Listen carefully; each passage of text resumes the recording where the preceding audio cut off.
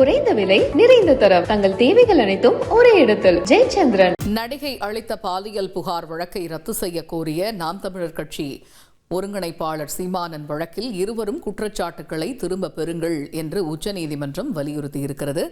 அது மட்டுமின்றி இருவரும் குற்றச்சாட்டுக்களை திரும்ப பெற்று மன்னிப்பு கேட்கட்டும் என்றும் நீதிபதிகள் உத்தரவிட்டுள்ளனர். இது பற்றிய முழு விவரங்களை அறிவோம். செய்தியாளர் வெங்கடேசன் இணைகிறார். வெங்கடேசன், இந்த வழக்கின் முழு பின்னணி என்ன, விவரிங்க.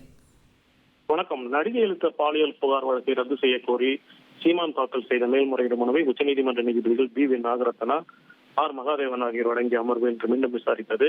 இன்றைய விசாரணையின் போது ஏற்கனவே இந்த வழக்கில் பேச்சுவார்த்தைக்கு தீர்வு காண உச்சநீதிமன்றம் அறிவுறுத்திய நிலையில் அது பேச்சுவார்த்தை மூலம் தீர்வு காண முடியாது என்று இருதரப்பும் தெரிவித்த நிலையில் இருவரும் சம்மதத்துடன் உறவு கொண்டுள்ளதால் இந்த விவகாரத்தில் இருவரும் குற்றச்சாட்டுகளை திரும்ப பெற வேண்டும் என்றும், குறிப்பாக ஆணாக உள்ள சீமான் மன்னிப்பு கேட்க வேண்டும் என்றும், எதிர்காலத்தில் அந்த நடிகையை தொந்தரவு செய்ய மாட்டேன் என்ற பிரமாண பத்திரம் தாக்கல் செய்தால் மட்டுமே அவருக்கு எதிரான இந்த பாலியல் குற்றச்சாட்டுகளை ரத்து செய்வது குறித்து பரிசீலிக்கப்படும் என தெரிவித்து இது தொடர்பான விசாரணையை வரும் செப்டம்பர் 24 தள்ளி வைத்துள்ளனர்.